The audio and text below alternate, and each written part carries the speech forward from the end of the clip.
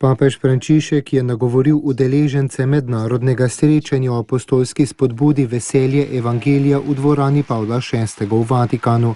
Srečanje z naslovom Pastoralni projekt Evangelii Gaudiuma je od 18. do 20. septembra v Vatikanu organiziral Papeški svet za pospeševanje nove evangelizacije. Ni papeževa naloga podati podrobno in popolno analizo sedanje resničnosti, temveč povabiti vso cerkev, da razbira znamenja časov, ki nam jih Gospod brez prestanka daje, koliko znamenj je navzočih po naših skupnosti in koliko možnosti nam Gospod ponuja, da bi prepoznali njegovo navzočnost v današnjem svetu. Sredi negativnih realnosti, ki kot vedno povzročajo velik hrup, vidimo tudi številna znamenja, ki širijo upanje in vlivajo pogum. Ta znamenja, kakor pravi Gaudium et Spes, je potrebno brati v luči evangelija, je dejal papež Frančišek.